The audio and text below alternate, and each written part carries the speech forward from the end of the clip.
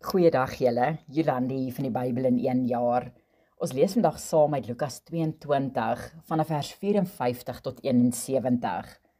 In die voorafgaande gedeelte het ons gelees hoe Jesus in die tuin van Getsemane gaan bid het en toe gearresteer is nadat hy verraai is met 'n soen. En in vandag se lees ons dan van Jesus se onwettige verhoor. Vers 54 begin met die woorde: En hulle het hom gevange geneem en weggelei en hom gebring in die huis van die hoëpriester. En Petrus het van ver af gevolg. Petrus was sekerlik diep bedroef gewees dat Jesus gearresteer is en wou probeer kyk wat volgende sou gebeur. Maar in die warboel van gebeure met die arrestasie het Petrus daarom bitter vinnig van Jesus se waarskuwing in vers 34 vergeet, toe daar vir hom gesê was dat hy Jesus nog dieselfde aand 3 keer sou verloon. Want in verse 56 en 57 sien ons dan hoe Petrus die eerste keer vir Jesus verloon, deur te sê dat hy nie vir Jesus ken nie, sonder om te blik of te bloos. Die tweede verloning lees ons in vers 58, waar Petrus ontken dat hy enigsins 'n volger van Jesus was. En die derde verloning sien ons in verse 59 en 60, waar Petrus ontken dat hy enigsins van Galileese afkoms was. So Petrus het homself al hoe verder van Jesus probeer distansieer. Maar onmiddellik toe Petrus Jesus die derde keer verloon, lees ons in vers 61 dat Jesus omdraai en Petrus tussen die skare vind, terwyl hy met 'n kyk van liefde en deernis in sy oë oogkontak maak.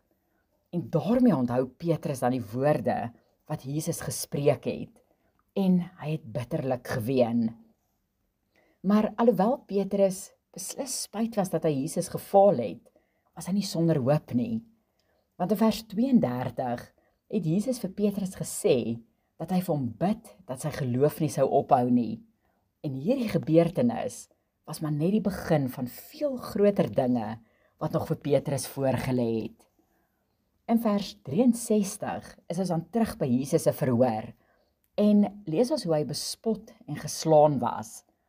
Lukas het egter die eerste deel van hierdie verhoor uitgelaat en dit is wat deur die loop van die aand gebeur het voordat Jesus die oggend voor die Sanhedrin verskyn het. Die eerste gedeelte van hierdie verhoor kan gelees word in Matteus 26 vanaf vers 57 tot 62. Waarna die gedeelte dan volg wat ons hier in Lukas lees. En in hierdie gedeelte, waar ons lees hoe Jesus, terwyl hy geblinddoek was, geslaan en in die gesig gespoeg is, sien ons net weer eens hoe die mense vlees in rebellie teen die heiligheid van God is. In Kolossense 1 verse 21 en 22 lees ons die volgende: Ook julle wat vroeër vervreemd was en vyhandig gesind deur die bose werke, het hy nou versoen in die liggaam van sy vlees deur die dood, om julle heilig en sonder gebrek en onberispelik voor hom te stel. Ons lees verder hoe Jesus uitgedaag was om te profeteer wie dit aan hom gedoen het. En ons weet dat as Jesus werklik sou intap op sy goddelike vermoëns, hy hierdie mense een vir een sou kon ontbloot, met selfs meer waarheid as wat hulle bekend gemaak wou hê. Maar tog kies Jesus om stil te bly en die taak te voltooi waarvoor hy gekom het, wetende dat sommige van hierdie mense wel hulle harte na die tyd vir hom sou gee, omdat hulle die waarheid van die saak sou besef het. In vers 66 sien ons dan hoe Jesus se tweede deel van sy onwettige verhoor begin, die keer voor die Joodse Raad. Hierdie verhoor in daglig was van uiterste belang, aangesien dit reëls was wat die Sanhedrin self ingestel het, dat alle verhore in daglig moes gebeur. So die verhoor wat hulle deur die nag gehou het, soos ons dit in Matteus 26 verse 57 tot 62 lees, sou dus geen gewig kon gedra het in die uiteindelike skuldigbevinding nie. In verse 67 tot 71 lees ons dan van die ondervraging van die Sanhedrin.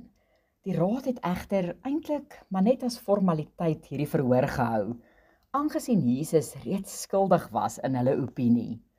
Tog sien ons dat hulle hom vra of hy werklik die Messias is. Jesus antwoord hul egter nie volgens hul wense nie, en hulle kan nie veel met sy antwoord doen nie.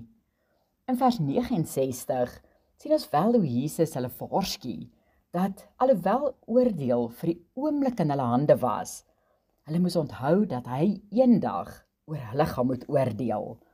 Waarop hulle Jesus toe vra, is u dan die seun van God? En Jesus antwoord hulle met baie wysheid wanneer hy sê, u sê dat ek dit is. Wanneer ons gedeeltes soos hierdie lees, dan wonder ons soms hoe die Sanhedrin so dwaas kon wees, om nie Jesus te erken vir wie hy werklik was nie. Maar ek wil elkeen van julle met hierdie vraag vandag laat. Wie is Jesus werklik vir jou? Gaan dink daaroor en wees eerlik met jouself oor wat jy werklik in jou hart glo van Jesus. Tot ons weer gesels. Geseënde dag vir elkeen. Totsiens.